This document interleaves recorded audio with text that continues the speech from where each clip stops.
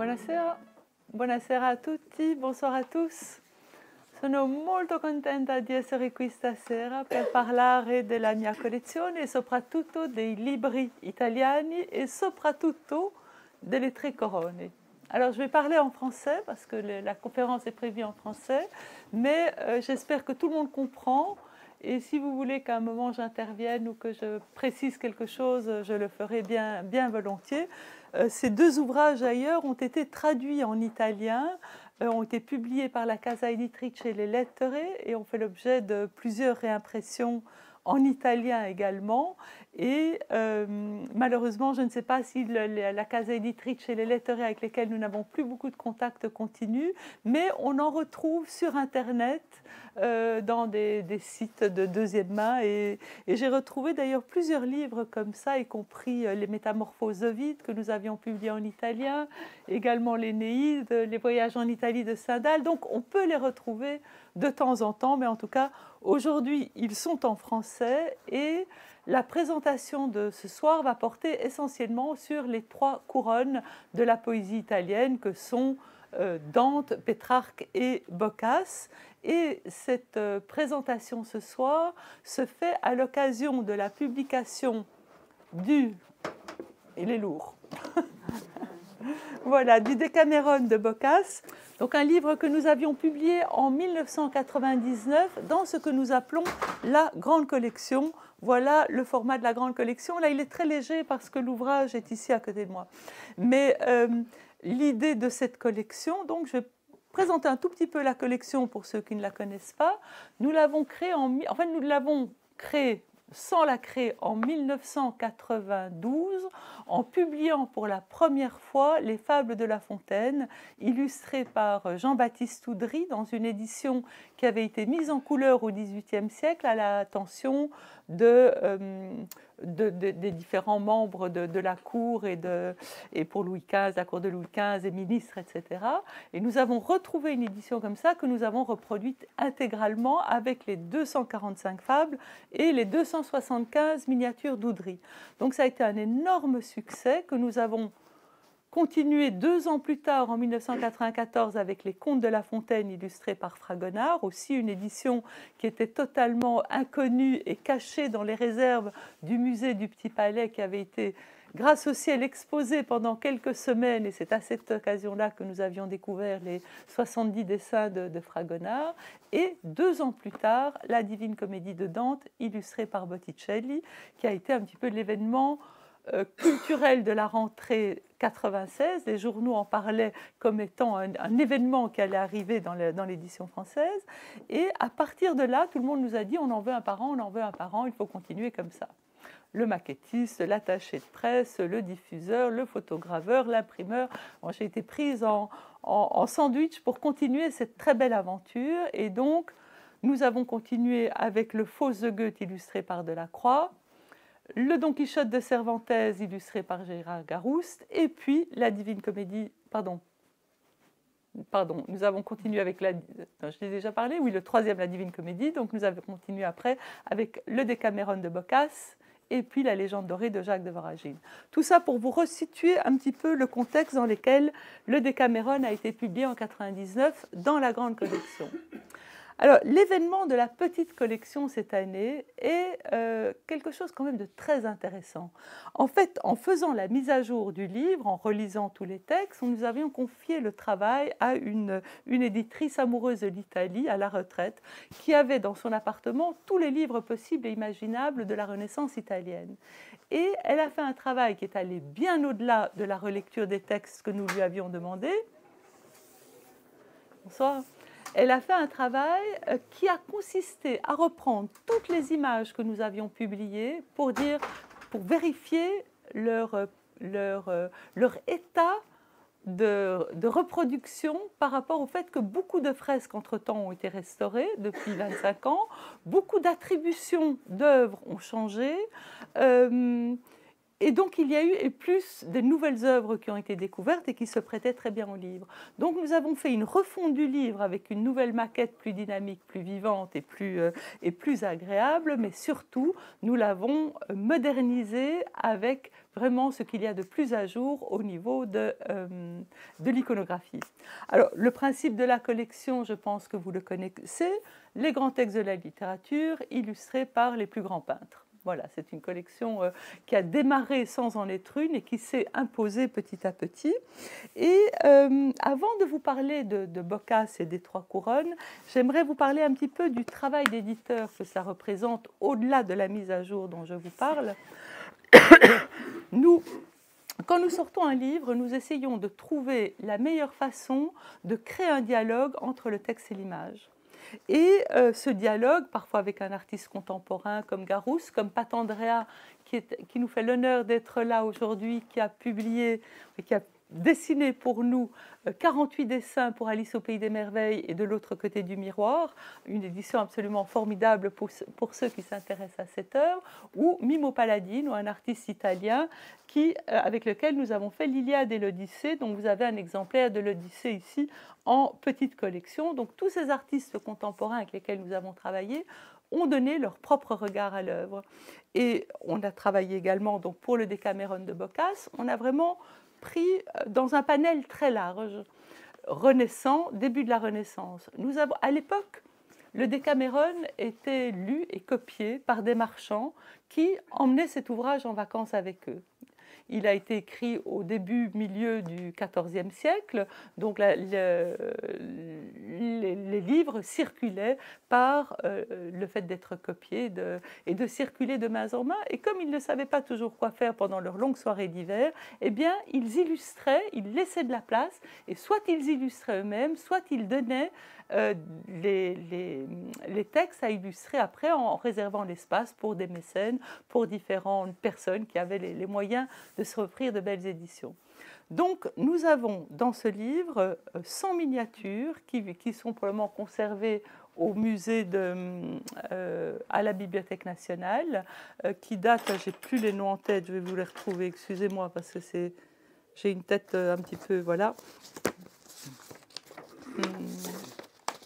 Voilà, donc les deux manuscrits qui sont là, c'est le manuscrit du maître de la Cité des Dames qui est conservé au Vatican et le manuscrit Ceffini qui est gardé à la Bibliothèque nationale, qui sont vraiment des joyaux enluminés avec de l'or, de l'azur, des couleurs dans tous les sens et qui, avec beaucoup d'humour, illustrent les scènes du Décameron. Nous avons aussi des dessins de la main de Boccace. Alors ça a été une aventure incroyable parce que Vittore Branca, un Vénitien qui est un grand spécialiste de Boccace, qui est décédé aujourd'hui, qui est un grand professeur d'université, a passé sa vie à essayer de prouver que ces dessins étaient de la main de Boccace. Et il a eu la confirmation et l'officialisation de cela quelques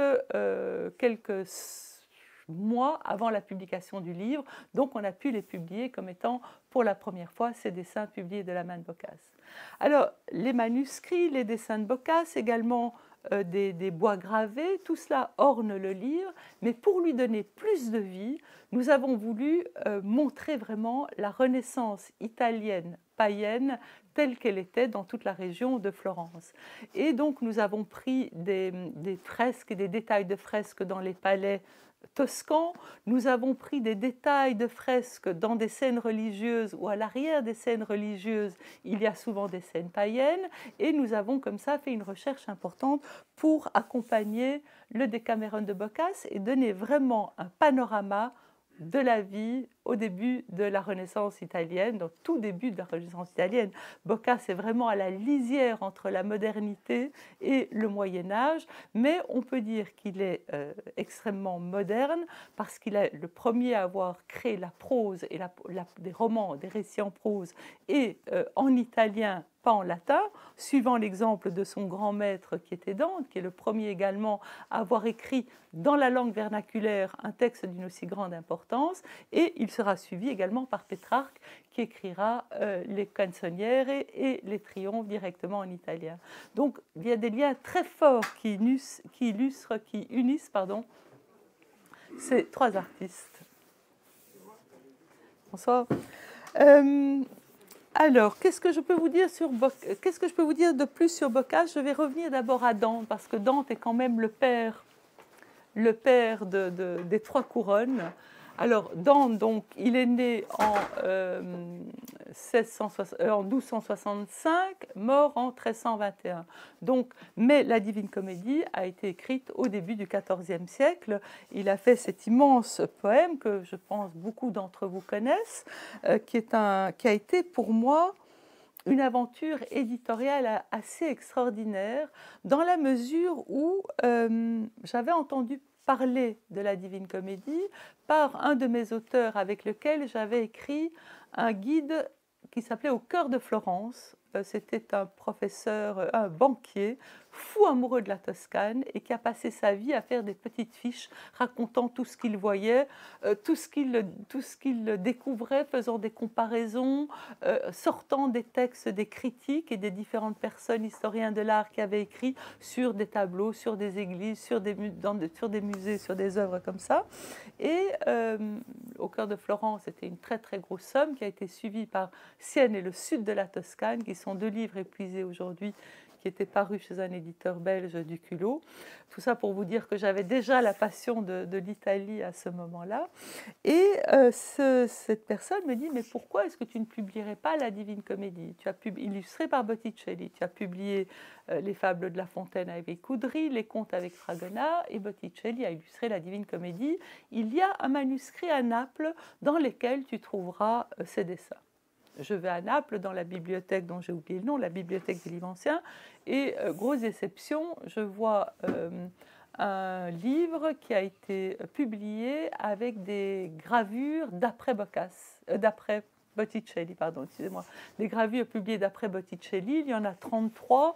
Elles ont un petit format comme ça, allongé en longueur. Elles ne sont pas très joyeuses ni très intéressantes, mais j'avais été tellement fascinée par la musique Divine Comédie Botticelli que cette musique m'a porté, même sans avoir jamais lu le texte de la Divine Comédie et sans connaître le travail de Botticelli. Donc, rentrée à Paris, j'ai commencé à chercher en disant, mais si il y a des gravures d'après Boccace, Boccace a dû travailler sur la Divine Comédie. Et donc, en cherchant, j'ai retrouvé par un des spécialistes anglais de Botticelli un livre dans lequel il y avait quelques vignettes représentant ces fameux dessins de Boccace, mais sans donner beaucoup d'informations dessus. Donc je prends contact avec ce professeur en Angleterre qui me dit « Oui, Botticelli a effectivement illustré quasiment toute la Divine Comédie, mais les dessins sont incomplets, il y en a beaucoup qui sont abîmés, ça ne vaut pas la peine de faire une édition là-dessus. » Sauf que le virus était pris, donc je me dis « Je vais partir avec mon maquettiste, on aura 4 yeux pour voir la qualité des dessins. » Et nous allons au cabinet des dessins et estampes de Berlin, dans lequel se trouve une bonne partie des dessins, les autres étant au Vatican. Ça, par exemple, la carte de l'enfer, que vous connaissez certainement tous, parce qu'elle a été beaucoup reproduite, est le seul dessin totalement achevé et totalement mis en couleur par Botticelli, et il se trouve effectivement au Vatican. Au dos de ce dessin, vous avez le premier chant de l'enfer avec les 3 animaux, la louvre, la panthère et le léopard, et le lion, pardon. Mais le dessin, lui, est très très abîmé. Vous en avez d'autres qui sont inachevés, vous en avez d'autres qui sont partiellement mis en couleur. Donc il y a une très grande diversité d'œuvres pour un livre qui n'a pas été un livre, qui est un livre inachevé, parce que Dante est mort avant Botticelli est mort avant d'avoir fini d'illustrer la Divine Comédie. Et les amis de Botticelli lui disaient, mais tu vas t'épuiser, tu perds ta vie à t'attaquer à une œuvre plus grande que toi. Cela étant dit, nous avons rencontré les gens au cabinet des dessins et centres de Berlin. On a été tout à fait enthousiastes de ce que l'on a vu. On leur a demandé l'autorisation de le reproduire. Mais je n'avais pas grand-chose à mon actif pour les convaincre de mon sérieux et du sérieux de ma maison d'édition. Donc, ils voyaient mon enthousiasme, ils voyaient ma détermination, et donc ils m'ont dit, si le Vatican est d'accord, nous serons d'accord nous aussi. Donc, je suis allée au Vatican. trouver les portes d'accès au Vatican, c'est une longue histoire que je ne vais pas vous raconter. Toujours est-il que je me retrouve dans la grande bibliothèque souterraine qui est dans le Vatican, qui est un endroit absolument somptueux, où le conservateur de la bibliothèque me sort les fameux dessins de Botticelli qui étaient de toute beauté, dont cette carte de l'enfer que je vous montre. Donc je leur demande l'autorisation de publier les dessins pour faire une édition et ils me disent si le Berlin est d'accord, nous sommes d'accord. Donc ils ont toutes les deux eu la bonne idée de renvoyer la balle l'un sur l'autre. Donc je suis allée à Berlin, j'ai dit le Vatican est d'accord. Donc Berlin m'a donné son accord. Donc je suis retournée au Vatican et j'ai dit j'ai l'accord. Et là c'était vrai. De Berlin. Et c'est comme ça que nous avons pu faire cette très belle édition avec les commentaires de Peter Dreyer, qui était conservateur du cabinet des dessins et ensembles de Berlin à l'époque. Et dans mon innocence et dans mon ignorance, j'ai une chance absolument énorme, c'est que André Chastel, dans un livre, écrivait « Quel dommage que c'est une partie des dessins de Botticelli ait été perdue pour l'éternité ou ait été perdue parce qu'il y avait une série qui regroupait quasiment les 100 dessins de la Divine Comédie. » Et aujourd'hui, il y en a beaucoup qui sont manquants, qui ont disparu. Et en fait, les dessins disparus dont parlait André Chastel, c'était une partie des dessins qui étaient dans Berlin-Est, au cabinet des dessins ensemble de Berlin-Est. À la chute du mur, les dessins de l'Est ont été regroupés avec ceux de l'Ouest, et du coup, tous les dessins disponibles en Allemagne, ceux qui n'étaient pas au Vatican, se retrouvaient dans la même collection. Et on a pu faire cette édition qui a été suivie d'ailleurs après par des expositions organisées par les musées, pas du tout par nous, à Berlin, à Rome et à Londres. Et le catalogue avait été fait avec les photos que nous avions prises, que notre photographe avait prises, parce que jamais ces dessins n'avaient été mis en valeur et n'avaient été proposés au public. Donc pour nous, ça a été une aventure extraordinaire qui se retrouve ici et un succès qui ne se dément pas parce que cette édition qui est parue dans la grande collection en 1996 a été réimprimée dans la grande collection à plusieurs reprises. On a dû faire entre 12 et 15 000 exemplaires dans la grande collection et 30 ans plus tard, on l'a toujours comme un de nos best-sellers dans la petite collection, ce qui pour nous évidemment est un très grand plaisir. Alors Dante évidemment a écrit son livre en italien, c'est un livre difficile d'accès et j'ai un petit scoop à vous raconter. Il va falloir que je tienne mes promesses si je vous le raconte maintenant. J'ai comme ambition d'écrire un livre personnel qui serait un accompagnement pour le lecteur sur les pas de Dante, c'est-à-dire un livre qui reprendrait des passages de l'enfer, du purgatoire, du paradis, en continuité, les passages que j'estime les plus beaux, les plus émouvants, les plus accessibles aussi, et de relier tous ces passages pour qu'un lecteur qui n'a pas le courage de se lancer dans cette œuvre qui est assez ardue, puisse déjà avoir un premier aperçu et j'espère l'envie d'aller plus loin. Alors, pour ceux qui n'ont pas lu la Divine Comédie mais qui ont envie de s'attaquer à l'œuvre, moi, quand j'ai lu la Divine Comédie pour la première fois, je ne savais pas comment la lire parce que c'est vraiment ardu, en tout cas au départ c'est ardu. J'avais 30 jours de vacances, je me suis dit si j'ai 30 jours de vacances, je vais diviser les 30 jours de vacances par les 100 chants de la Divine Comédie. Et donc, j'ai lu 3,3 chants par jour pendant un mois, à la même heure, au même endroit, comme une petite méditation récréative où je m'isolais et où je lisais ces chants avec l'impression de ne lire que des mots. Je suis rentrée après les vacances, j'ai relu la Divine Comédie et là, je commençais à lire véritablement de la poésie. Et puis, j'ai laissé passer encore un peu de temps, on commençait à travailler sur l'édition et là, je commençais à entrevoir vraiment du sens. Et à partir de cette troisième lecture, chaque fois que je m'approchais du texte, que je lisais une page, des vers, un chant, j'avais vraiment un sentiment de plénitude extraordinaire et je réalisais, et je réalise toujours aujourd'hui, que ces grands textes de l'humanité qui franchissent les siècles et qui restent toujours aussi présents et vivants, eh bien, ils doivent se mériter. donc ils ne sont pas accessibles du premier coup forcément.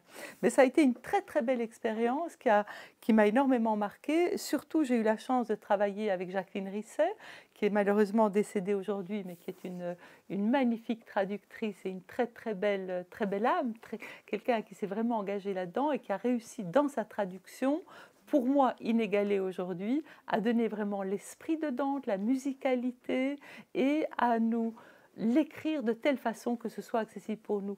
Et des Italiens me disent régulièrement, des Italiens parlant couramment le français, bien sûr, je précise, qu'ils préfèrent lire la Divine Comédie de Dante en français dans la traduction de Jacqueline Risset plutôt qu'en italien, dans la mesure où c'est un italien ancien et plus difficile d'accès. Voilà, donc ça, si vous voulez, vous avez les 100 chants avec toujours ce même principe de la page qui s'ouvre et qui se tourne. Et alors le travail de Botticelli est intéressant aussi dans la mesure où il a travaillé de 3 façons différentes, selon les 3 parties. Dans l'enfer, il est vraiment collé au texte. Il montre toutes les descriptions les plus atroces que peut faire Dante en parlant des âmes qui sont torturées, perdues dans les flammes, perdues dans la boue, de tous les supplices que subissent les damnés, et il le montre avec une précision très étonnante. Quand on arrive au purgatoire, là, il s'écarte beaucoup plus du texte de Dante et apporte des visions plus personnelles et plus de métaphores, plus d'allégories, plus d'ouverture quelque part et une fidélité beaucoup moins grande au texte dans la mesure où c'est un texte qui devient plus théologique, donc qui demande moins de description pure et simple.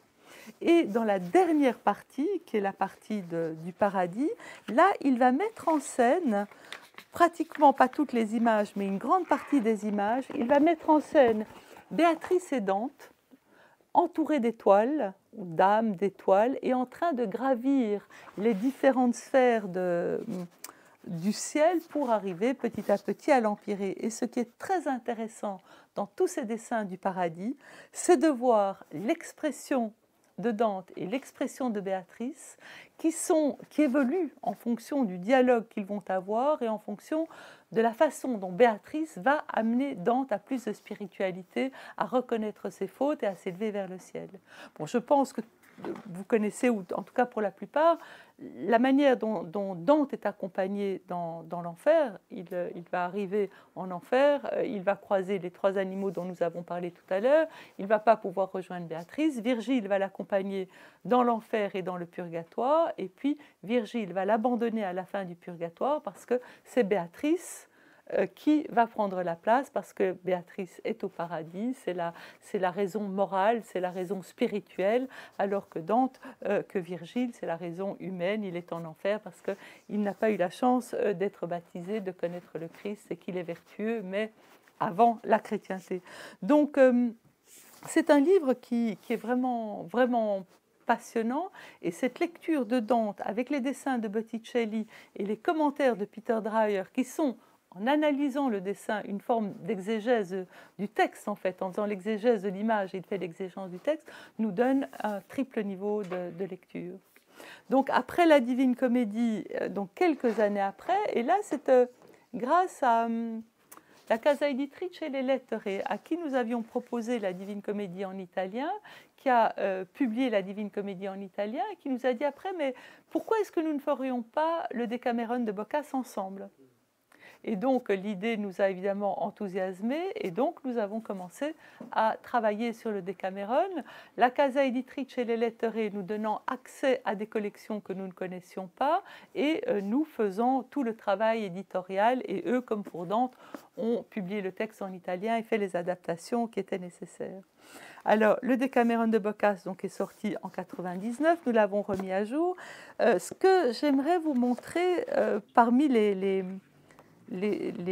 moments où on a été très heureux dans la nouvelle édition de l'ouvrage, c'est le chant L'histoire de Nasaggio dei Leonesti, qui est la 8e nouvelle de la 5e journée.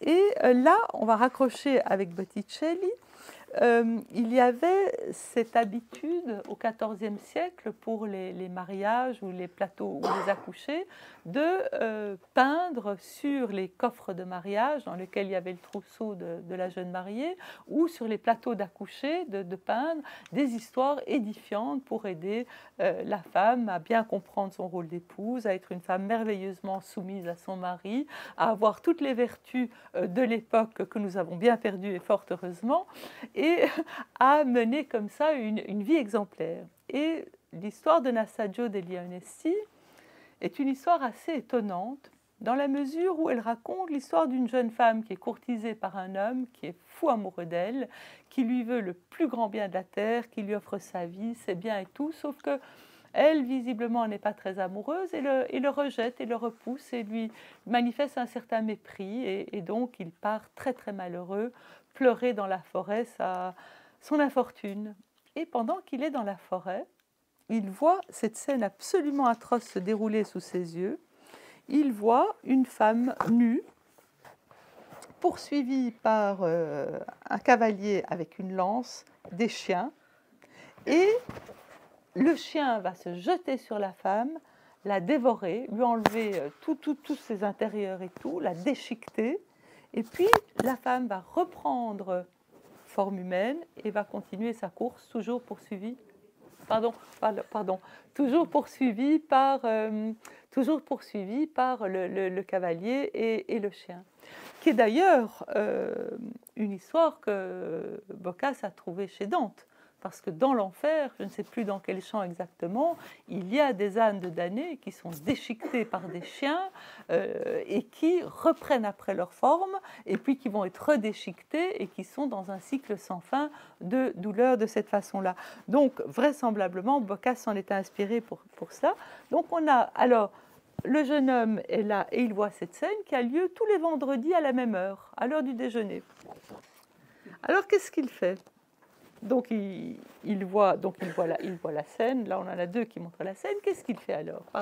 Il invite cette jeune femme qui s'est refusée à lui en organisant un énorme banquet et en lui disant « Écoute, je ne t'en veux pas, tu ne veux pas de moi, ce n'est pas grave, mais j'aimerais que nous restions amis et pour cela, j'organise un grand banquet dans la forêt le vendredi à midi à un endroit bien précis. » Ils sont là tous dans le grand banquet, voilà, je lève mes mains très haut, et qu'est-ce qui se passe ? Eh bien, la même scène se reproduit.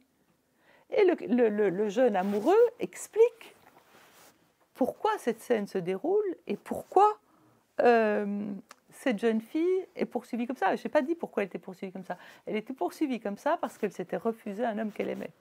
Un détail quand même important, pardon, j'oublie l'essentiel. Et là, vous voyez la jeune femme au milieu horrifiée avec son amoureux qui lui raconte que cette femme s'est refusée au jeune homme qui est ici derrière et qui la poursuit avec son chien pour la déchiqueter.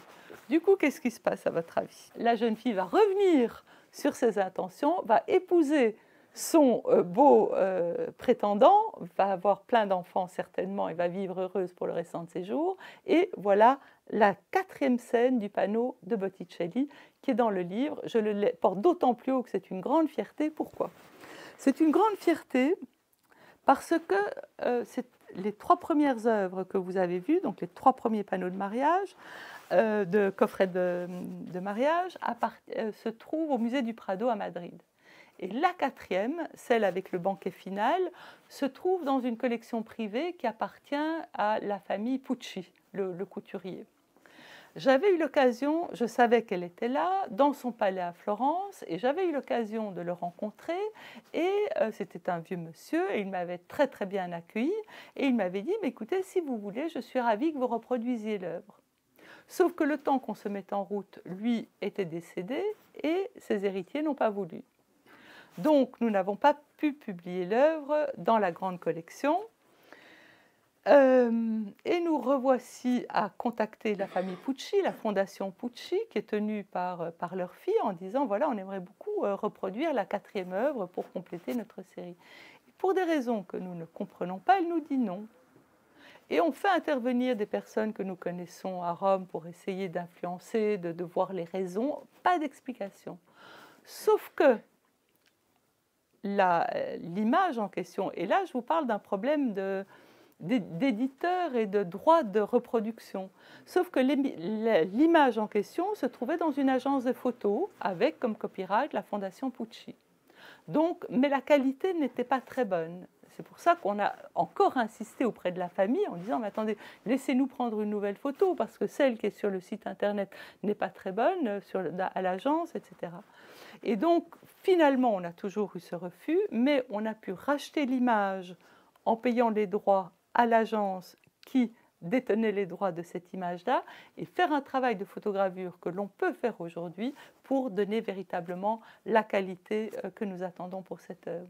Mais ça a été de haute lutte et la question qui se pose quand des œuvres nous sont refusées comme ça, c'est est-ce qu'on a le droit quelque part sans raison valable, a priori en tout cas, de refuser de partager des œuvres d'une aussi grande valeur, d'un intérêt aussi fort et pressant, qui relient en plus tout un coffre de mariage ensemble, sous prétexte que, pour une raison qu'on ne connaît pas, on ne le souhaite pas. C'est une grande question auquel on est confronté de temps en temps avec des propriétaires d'œuvres, avec des collectionneurs, c'est jusqu'où les droits de reproduire, de ne pas reproduire, et jusqu'où la propriété que l'on a d'une œuvre ne demande pas effectivement le partage. Alors, il y a une autre histoire que j'aimerais vous raconter dans le Decameron. Le Decameron, la fortune du Decameron a été immense. Enfin, c'était une œuvre très moderne, construite en plus d'une façon très particulière, avec ces 10 jeunes gens qui vont raconter chaque jour une histoire, chaque fois sur un thème différent, tous les thèmes touchant à l'amour. Boccace, très, très amoureux des femmes, disant qu'il écrit pour elles. Ce n'est pas toujours évident quand on lit certaines des nouvelles, mais on voit vraiment un visage de la civilisation et une transformation de la civilisation, et surtout l'audace de raconter les ruses, les tromperies, les comportements, les mensonges et toutes les petites scènes de la vie de tous les jours. Et là, Boccace est un précurseur, parce que jusque-là, personne ne se donnait, ne prêtait d'importance à la société dans son ensemble.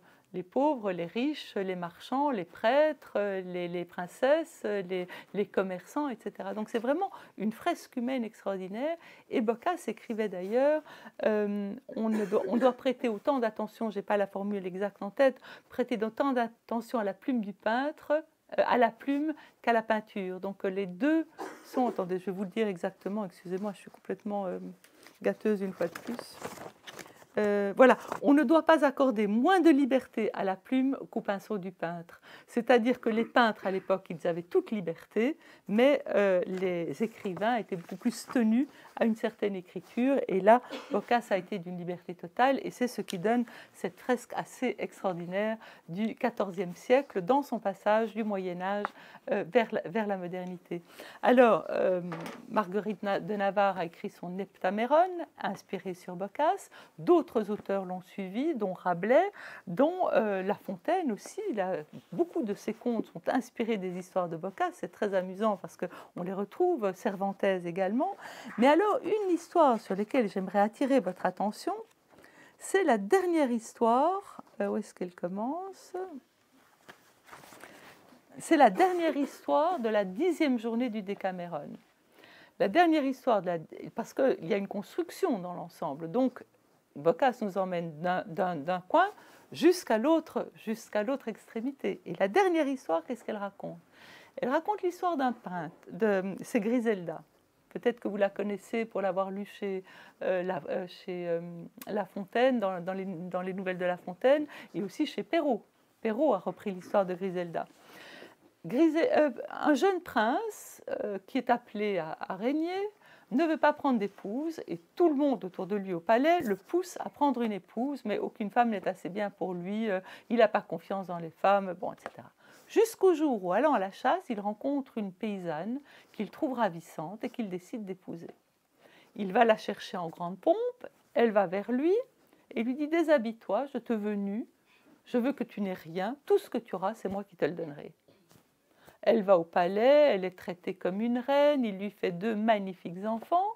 Et puis son démon anti-femme commence à lui revenir, il dit mais si elle me trompe, et si elle est comme ci, et si elle est comme ça. Et donc il commence à se méfier et il veut éprouver cette femme, sa femme. Il commence par enlever ses enfants en disant la petite est morte et le petit, je veux plus que tu t'en occupes, je l'ai confié à une nurse dans un village lointain.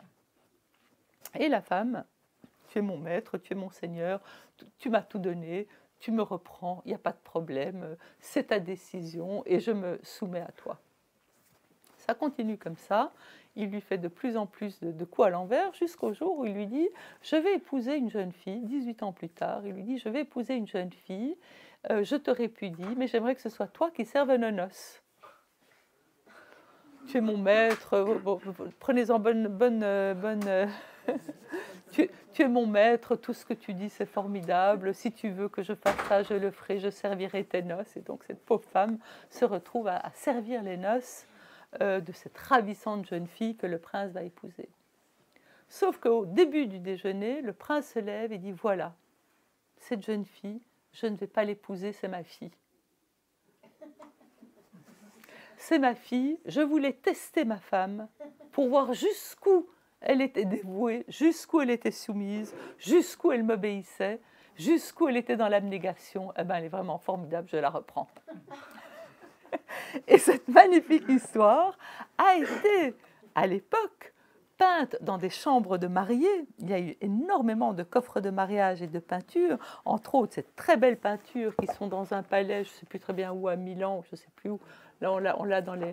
Voilà, vous avez... Pardon, on va les faire. Vous avez ces peintures qui sont toutes en grisaille verte, là, qui sont toutes plus belles les unes que les autres, qui racontent toute l'histoire de Griselda. Et puis, vous avez également des panneaux de mariage, ici de Luca Signorelli qui les montre. On a de nouveau la jeune femme toute nue, le prince qui vient la chercher, et puis on continue, il l'emmène, elle est habillée, elle est princière, etc., etc. Et là, ce sont les noces avec sa fille. Donc, et tout ça, c'était des œuvres totalement vertueuses qu'il fallait présenter aux femmes, avoir ces images sur les murs pour en prendre de la graine. Et ce qui est très étonnant, La Fontaine l'a reprise d'une autre façon, mais ce qui est très étonnant, c'est que Perrault ouvre les contes de Perrault avec l'histoire de Griselda. Alors, on croit que ce sont des contes pour enfants, mais s'il y en a quelques-unes qui sont pour enfants, on est bien sûr que celle-là n'est pas pour enfants. Et qu'est-ce qui a motivé La Fontaine de prendre ce conte, enfin de transformer dans ses contes cette histoire absolument atroce de Griselda, surtout qu'on sait que Perrault adressait ses contes au départ, non pas à tous les enfants, mais à une jeune fille, je ne sais plus si c'était sa nièce ou qui, mais il avait quelqu'un bien précisément en tête en écrivant ça.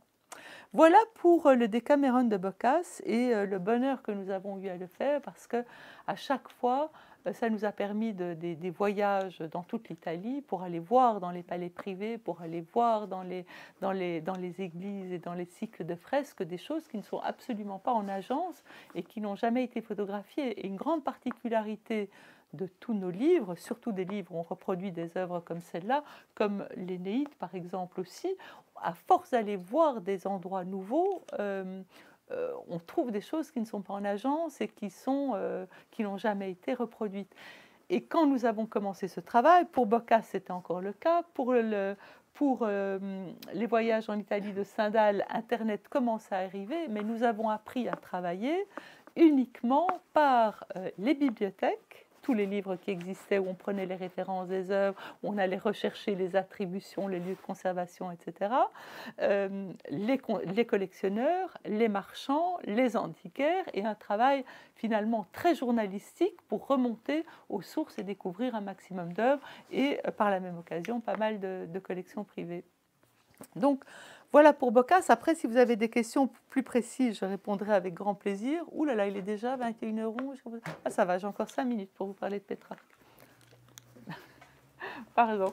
Alors, les triomphes de Pétrarque. Alors, j'avais, Dante et Boccace, nous souhaitions vivement réunir les 3 couronnes. Les 3 couronnes, italiennes, les 3 couronnes sont fondatrices de la littérature française, 3 textes qui sont écrits en italien, celui de Dante qui est en vers la spiritualité, l'histoire et la théologie et la philosophie.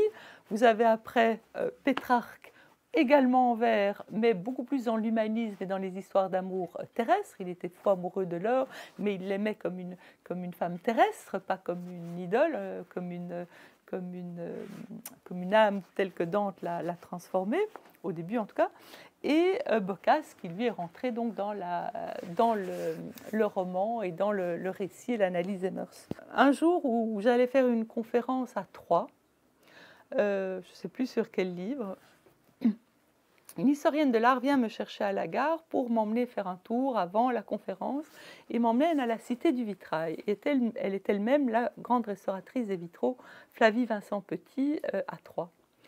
Et alors que nous cherchions depuis des années quel texte de Pétrarque allons-nous faire, les Canzoniere, c'est trop long. Et puis, même si on n'en prend qu'une partie, comment est-ce qu'on l'illustre qui fait sens, qui crée le dialogue que nous voulons créer?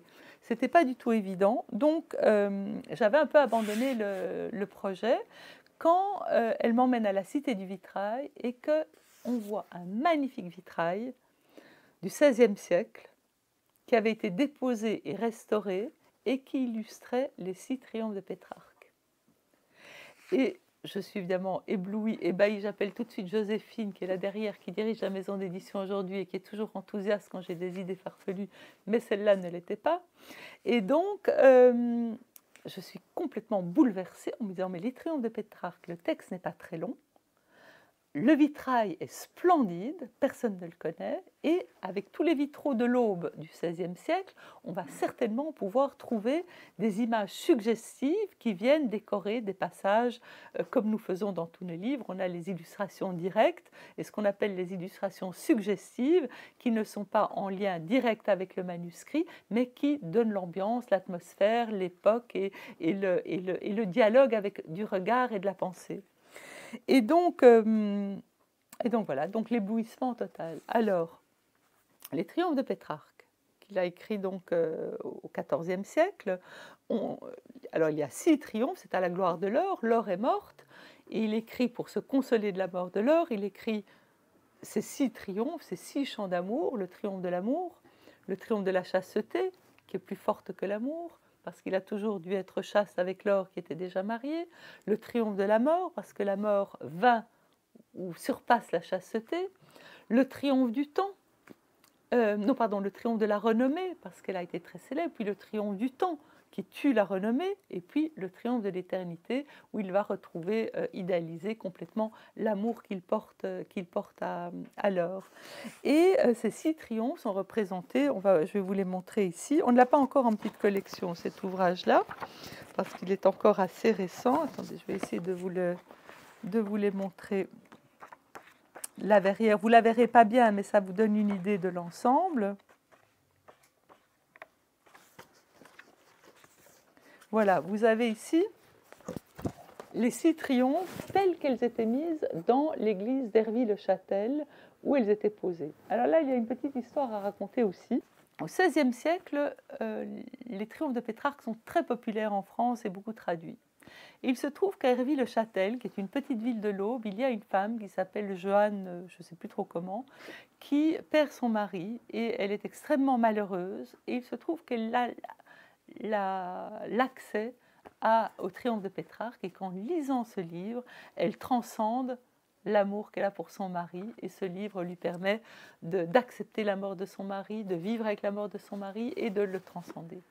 Et c'est une notable, et elle est tellement heureuse de cela qu'elle commande le vitrail pour l'église de sa ville, d'Hervy-le-Châtel, et c'est comme ça que ce vitrail se retrouve là-bas. Et l'église, qui est une très belle église, si vous avez l'occasion d'aller là-bas, c'est vraiment magnifique. L'église a été entièrement restaurée et pendant sa restauration, les vitraux ont été déposés et Flavie Vincent Petit a pu restaurer les vitraux comme ça. Donc on se lance dans cette édition qui est aussi une gageure, pourquoi? Mais parce que photographier des vitraux c'est pas facile parce que les vitraux, ils montent très très haut dans les églises et il y en a beaucoup qui sont abîmés avec des plombs de casse qui réparent des vitraux allumés ou ils sont sales. Donc voilà. Le vitrail d'Hervy est évidemment en parfait état. On en fait des agrandissements. Je vais vous montrer un exemple, pardon. Voilà. Vous avez ici le vitrail de l'amour avec toute la, je ne sais pas si vous voyez bien, avec toute la symbolique qui l'accompagne, la roue, avec le Cupidon, avec son arc, avec le cœur, avec tous les éléments qui trahissent l'amour, qui sont expliqués par une historienne de l'art, Paul Amblard. Paul Amblard est historienne de l'art. Elle avait travaillé pour nous quand nous avions fait l'Apocalypse de Saint Jean, illustrée par la tapisserie d'Angers. Elle avait écrit des commentaires, aussi une exégèse du texte de l'Apocalypse, mais à travers la tapisserie, donc c'est un double regard, et elle a fait la même chose pour le travail sur les vitraux de Pétrarque. Et donc voilà un vitrail, un des 6 vitraux principaux. Donc là, ils étaient restaurés, c'était facile, on les a travaillés aussi avec des détails pour bien montrer toute la richesse de l'œuvre, mais nous avons identifié de très très beaux vitraux, parfois très hauts dans des églises, ou en tout cas des hauteurs supérieures, et là, le photographe de Flavie Vincent Petit, qui est un artiste aussi, à eux deux, à partir des images que nous avons choisies, des vitraux que nous avons choisis, des détails de vitraux que nous avons choisis, ont élevé des échafaudages dans une dizaine d'églises pour pouvoir prendre les photos des vitraux, des détails des vitraux. Mais élever des échafaudages, qu'est-ce que ça veut dire? Il faut souvent déplacer les vitraux, les échafaudages, un panneau, un deuxième panneau, un troisième panneau, parce que l'église, elle est... Bon. Ensuite, il faut attendre le bon jour, la bonne lumière et la bonne heure pour faire l'image. Donc il se retrouvait en haut de son échafaudage, il nous raconte ça de façon absolument extraordinaire, il se retrouvait en haut de son échafaudage en train d'attendre que le nuage passe, les jours où il avait choisi et où la lumière devait être bonne, pour déclencher son appareil. Mais, comme ce sont des échafaudages très légers, il tremble.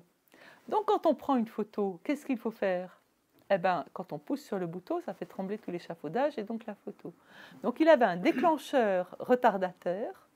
Il déclenchait, l'échafaudage tremblait comme ça, mais s'arrêtait de trembler au moment, après les 15 secondes par exemple, qu'il avait choisi comme temps de pause, et il prenait ses images. Et il a fait ça dans une dizaine d'églises dans l'Aube. Et Flavie Vincent Petit, quand elle voyait des vitraux abîmés, dans certains cas, elle les nettoyait, dans ceux qu'on avait demandé, et dans d'autres cas, quand c'était important, elle les prenait dans son atelier avec l'autorisation, évidemment, de toutes les autorisations qu'il fallait pour enlever le plomb de casse et restaurer l'œuvre. Donc ça a été un travail très, très, très amusant aussi. Et j'aimerais vous lire 2 petites phrases pour conclure. J'aimerais vous lire 2 petits passages de Pétrarque qui me plaisent beaucoup. Le premier, ce n'est pas dans les triomphes. C'est un texte qu'il a écrit dans un texte qui s'appelle Les Lettres familières, et il s'adresse à son lecteur. Et c'est là aussi où on voit que Pétrarque était un grand poète, mais qui était aussi un homme politique, qui était un grand voyageur, qui était un homme d'une certaine prestance, qui avait eu énormément de succès, même s'il avait été fou amoureux de l'or pendant toute sa vie, c'était un homme qui se tenait et qui avait sa place dans le monde, et qui était très conscient également de qui il était. Et il écrit ceci: « Mon lecteur, je veux que mon lecteur, quel qu'il soit, ne pense qu'à moi seul, et non pas aux noces de sa fille, aux nuits qu'il va passer avec sa maîtresse, aux embûches que lui tend son ennemi, au procès dans lequel il est engagé, à sa maison, à sa terre, ou encore à son trésor. Et du moins, tant qu'il me lit, je veux qu'il reste en ma compagnie. S'il est préoccupé par ses affaires, qu'il diffère de me lire.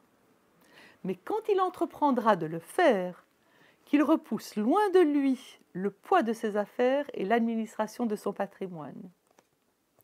Je ne veux pas qu'il puisse apprendre sans effort ce que moi-même je n'ai pas écrit sans effort. » Et alors je vous dis ça maintenant parce que c'est quand même très intéressant et c'est une leçon pour nous tous effectivement de lire en étant vraiment dans sa lecture. Et du coup je vais terminer par un petit vers de Pétrarque où j'aimerais que vous soyez avec moi parce que Je ne veux pas que vous puissiez, sans effort, m'écouter.